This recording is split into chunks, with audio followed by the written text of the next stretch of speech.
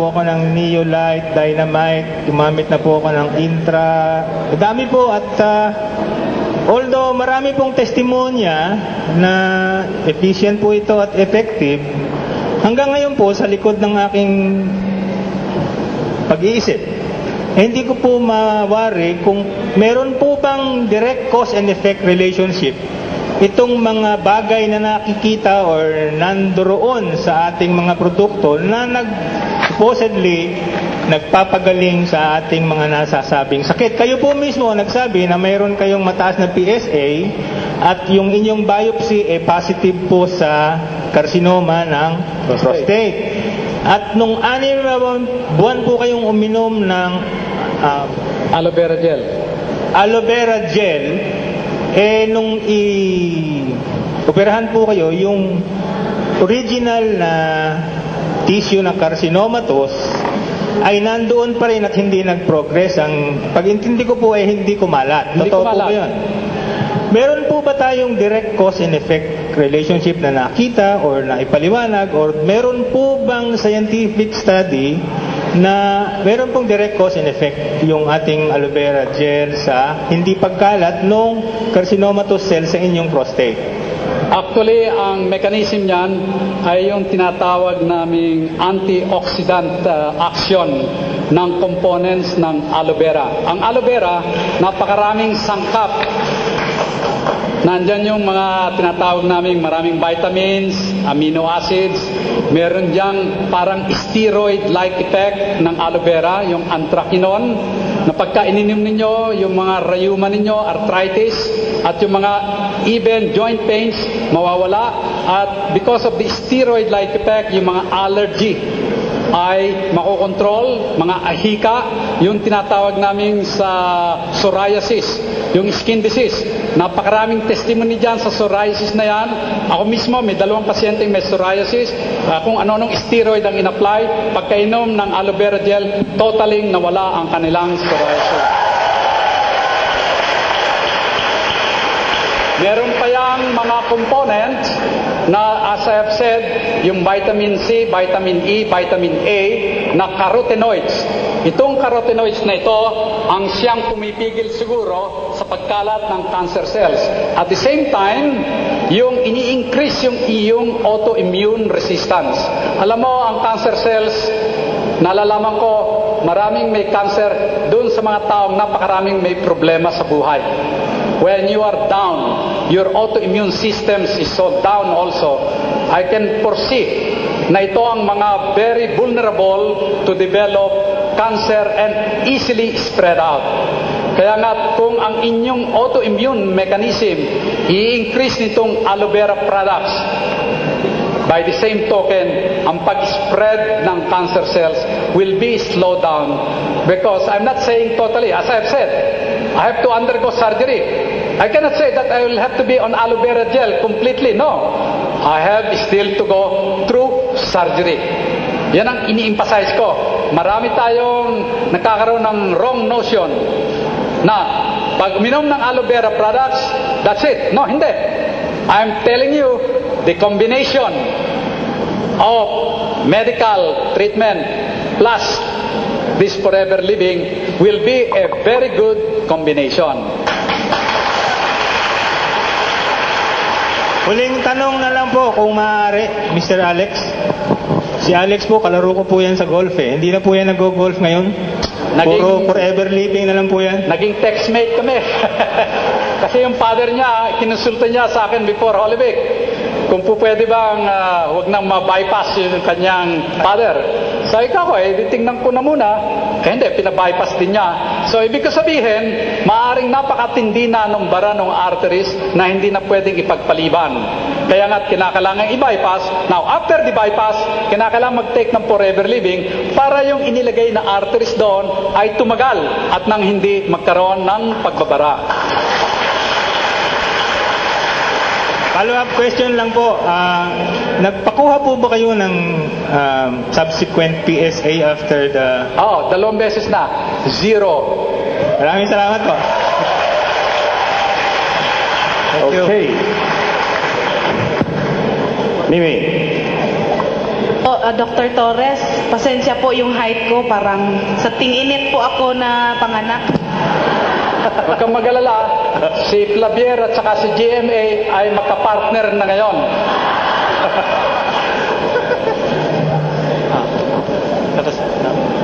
Okay.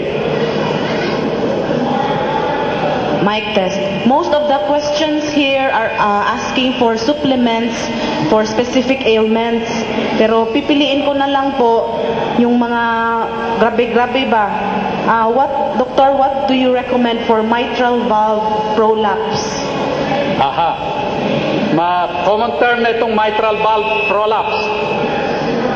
Ang prolapse, ibig sabihin natin, in regular women's language, pag nagkaroon ka ng prolapse, ibig sabihin yan, yung buwa mo, yung uterus, bumababa na pagka ikaw ay multifarious. Yung ibig sabihin, marami ng beses kang nanganak, maluwag na ang iyong puwerta, kaya yung matres bumababa, nag-herniate. Yun ang ibig sabihin ng prolapse.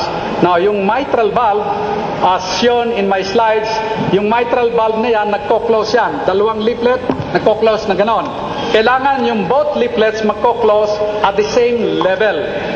Pag yung isang anterior leaflet nag-close ng paitaas, hindi magkasangga doon sa posterior leaflet, yun ang tinatawag namin prolapse. So merong blood na babalik sa left atrium kasi hindi sila magkatuwang na, hindi magkasen-level, mataas yung isa. So nagkaroon ng prolapse, kaya nga pag bumalik yung dugo, nararamdaman niya ng mga middle-aged women. Merong parang palpitation or irregularity ng heart. Kasi yung paghatak nung tinatawag naming cord at sumobra, magkakaroon ng extra beat yung heart muscle. Mararamdaman nyo na parang may extra beat. Because of this, pagka kayo mahilig uminom ng kape, yung Coke, tea na mayroong caffeine, mai-irritable yung heart na yan, magiging irritable. So yung mitral valve prolapse, malimit mangyayari, magkakaroon kayo ng biglang shooting chest pain here because of that mitral valve prolapse. Pag nag-progress to, nagkakaroon niya ng leakage ng mitral valve na maaaring ma-operahan kayo para palitan na yung mitral valve na yon. Pero ordinarily, nagagamot yan ng tinatawag naming beta blockers. At saka pag-avoid sa mga pag-inom ng kape at coke. So ang mitral valve prolapse is not a serious ailment. But this is part of a degenerative disease ng isang middle-aged woman na malapit ng mag-menopause. So yung products po na ma-recommend mo for this patient, doctor? Well, ganito yan. Unang-una, ititigil muna ninyo yung sinabi kong stimulants, katulad ng kape. Pangalawa, meron niyang kailangan uminom ng beta blocker na sinabi ko, either Betaloc or Inderal. Pero doktor na magbibigay sa inyo niyan. Pangatlo, kung magme-menopause na kayo, mag-take na kayo ng tinatawag naming bee products, katulad ng bee pollen at saka ng Forever Royal Jelly. Napun ako na doon sa mga nagme-menopause na, they undergo yung tinatawag naming hormonal replacement therapy, HRT. Doon ibinibigay yung estrogen, synthetic estrogen, in the form of a pill. Ito yung mga babaeng ayaw pang maging BIR, Bureau of Internal Revenue. Ang tawag ko sa mga menopause ay BIR, babaeng iniwanan ng regla. BIR. Okay, we are going to give everybody a chance to raise their questions. We're going to from this side to that side. No? Okay, the next question will be from Ludwig. Doctor, good morning. Where are you? I'm here. Here, at the center. Oh, there you are. I have this situation. My father suffered stroke 3 years ago and was diagnosed with Wallenberg syndrome. And they said there was an artery that had ruptured below the medulla. And I think the one which controls the movement. And now physically he's manifesting general body weakness and he has no sense of balance. My question will be, will his condition improve or will it remains the same or will it deteriorate? Another question, Can you enlighten us about this Wallenberg syndrome and what are the possible treatment modalities or FLT products which is appropriate for this patient? Thank you. Okay, yung Wallenberg syndrome, it is a disease, degenerative disease affecting yung arteries dito sa ating hindbrain, dito sa likod. Yung maintaining ng balance, yung cerebellum. Kaya nga meron siyang tendency magkaroon ng tendency to fall to one side. Kasi ang cerebellum ang siya nagme-maintain ng ating balance. Well, in the form of a degenerative disease, ang nangyayari, nagbabara yung mga arteries doon going to the cerebellum. So, what I can advise is that these are the big three. But now, I'm making it big four. Ang big three na magkakasama ay yung aloe vera gel, because you have to take aloe vera gel 30 minutes before each meal para yung kakainin ninyo ay hindi ma-absorb. Magiging selective na yung bituka ninyo na i-absorb yung ingredients na kailangan ng katawan. Kasi kung ito ay mapipick up na, makakaroon na ng tinatawag naming cleansing action, yung aloe vera gel, at least nalilimit na yung ating kinakain. Pangalawa, you have to take itong Arctic Sea. Itong pangpababa ng cholesterol na siyang nagbabarado sa arteries going to the brain. So, primarily, you have to get that. Thirdly, yung garlic thyme. Itong garlic thyme ay kinakailangan inumin ninyo para lumabnaw ang dugo at hindi lumapot, nang hindi magkaroon ng blood clot. At ang pang-apat, napuna ko na ang pinakamahusay na pampababa pa rin ng cholesterol ay itong bagong drug na wonder drug, kung tawagin yan sa Amerika, yung chromium picolinate. Chromium picolinate. Ang tawag dito sa Tagalog, picolinate. Picolinate, chromium. Napansin namin na ang taong deficient sa chromium ay the tendency to have hypertension, mataas ang cholesterol, mataas ang LDL, yung bad cholesterol. Kasi itong chromium na ito coexist with insulin. So, yung insulin na siyang nagbabantay ng lahat ng tinatawag na pumapasok sa cells, be it an amino acids, carbohydrates, and everything. Ginagamit ito ngayong chromium picolinate ng mga athletes for them to get energy. Hindi yung steroid na i-inject for get energy kasi binaband na itong steroids. Now, itong chromium picolinate can make proteins go to the muscle, can make your fats disappear, can make your cholesterol go down, so that a general average of 200 to 400 micrograms of chromium picolinate will be good. Now, sa Forever Living, nasaan yung chromium picolinate na yan? Nasa Fields of Green. Meron dyan 60 milligrams of chromium picolinate at saka sa Garcinia Plus na merong 100 milligrams of chromium picolinate. So, i-advise ko, idagdag ninyo yung Fields of Green, lalo kung diabetic ang inyong pasyente, to take it 1 tablet 3 times a day, plus the Garcinia Plus kung meron silang medyo pagka-obese or obesity, mataba, nakapagpapareduce siya ng konti, yung Garcinia Plus, at the same time, na nawawala yung inyong taba, yung muscle naman ninyo, hindi mag-a-atrophy. So that whatever weight you lost, it will be purely sa taba. Pero yung heart, yung muscle ninyo, hindi mag-a-atrophy. Kaya nga, sa Garcinia Plus, if you tend to lose weight, it's not because you had shed off your muscle, but it's because it has shed off your fats. So, yun ang idadagdag ko sa inyong Big 3. Now, kung matanda na, dagdagan pa ninyo ng Ginkgo Plus. Yung Ginkgo Plus has been found to provide oxygen to the brain cells. Kaya yung magde-develop ng Alzheimer's, mad cow disease, at saka Parkinson's disease, mapiprevent or madidelay by taking this Ginkgo Plus. Because Ginkgo first will revascularize, ibig sabihin na revascularize, yung mga nagbarang arteries will open up. At the same time, it will lower down also your cholesterol. and deliver oxygen to the tissues of the brain cells. So yun ang i-recommend ko na mag-try ng Ginkgo Plus the big four that I have mentioned. Okay, next question. Excuse me, Lex. Just a side question for Ginkgo. Since there's a question here, is Ginkgo Plus safe for people as students as young as 13 years old? Safe po ba yung Ginkgo as young as 13 years old? Well, yun ay ginagamit for memory retention. Kung yung 13 years old ay nagkakaroon ng memory impairment because of so many diversions ngayon sa ating attention. Ni TV dyan, meron dyan mga Nintendo, meron mga maaaring makatulong yung Ginkgo. Pero kinakailangan mawalan lahat yung sources of ating temptation. Bakit hindi nakapag-aaral ang isang bata? Okay? Okay.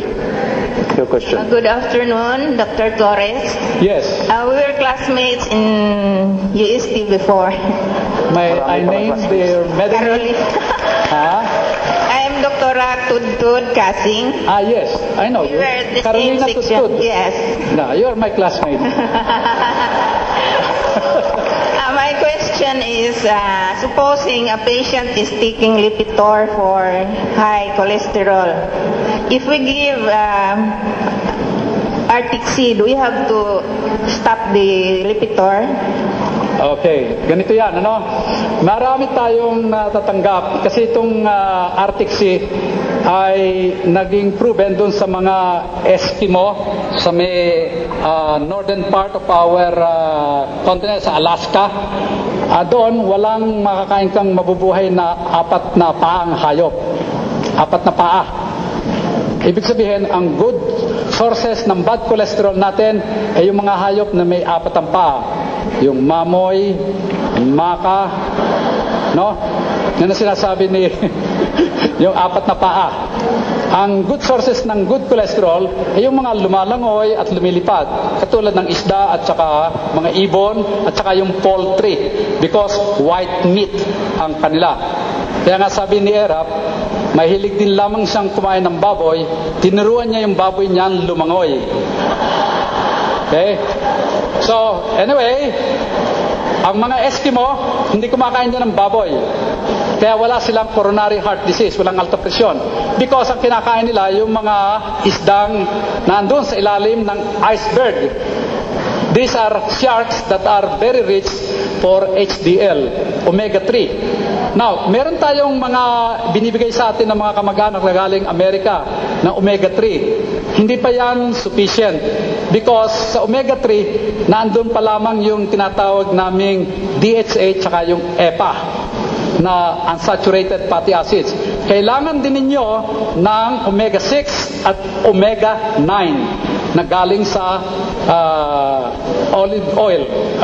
Yung merong oil dyan na good source ng omega-9 tsaka vitamin E na meron dyan 10 milligrams na 10 units na vitamin E na isang antioxidant. Kaya nga, kung ang Arctic Sea ang inyong itetake na complete na, pwede nang itigil ang Lipitor. Pero kung yung omega-3 lamang na galing sa abroad, walang omega-6, walang omega-9, hindi sufficiente. Kinakailangan siguro i-combine pa ng Lipitor, pero yung Lipitor can be taken 2 times a week. But every day, you should take the omega-3. Pero kung Arctic Sea, pwede ng Arctic Sea ang kapalit. Wala ng Lipitor. I have another question about diabetes. What product have you experienced that will lower the blood sugar? Okay. Marami tayong diabetes. 2 klase ang diabetes. Yung tinatawag na maturity onset diabetes o yung tinatawag naming NIDDM, non-insulin dependent. At meron yung juvenile diabetes na due to certainly lack of insulin. 10% lang yan. Majority of the diabetes that we know are maturity onset. Yung nagsimula at the age of 40, 50, 60. Normal ang inyong insulin. Yun nga lamang, hindi ninyo magamit yung insulin na yon. Either, hindi na ko-convert yung glucose into glycogen, or yung glycogen nag-convert into glucose, kaya mataas ang concentration ninyo ng blood sugar sa pag-inexamine ng dugo. So, merong mga advice dyan, kung mataba kayo, mag-take muna kayo ng metformin or glucopads para yung glycogen hindi mako-convert into glucose. At the same time, meron ngayong mga bagong gamot, yung tinatawag naming Avandia, na it increases the sensitivity of patients to insulin.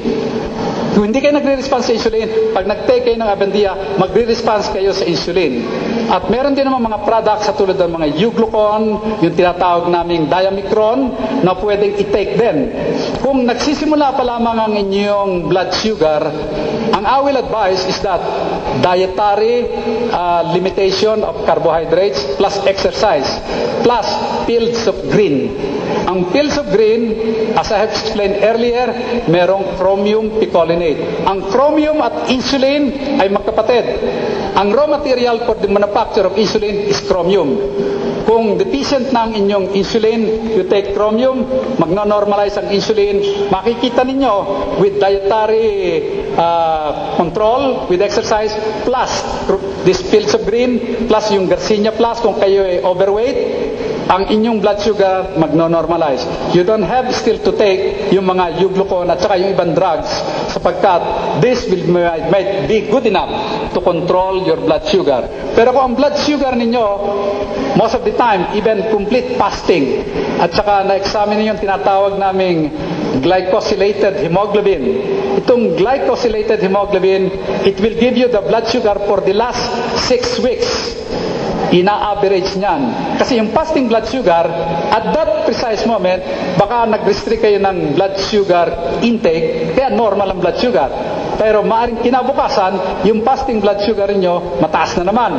So in order to see the average blood sugar for the last 6 weeks, pina-examine namin yung glycosylated hemoglobin, yung HbAGC, no?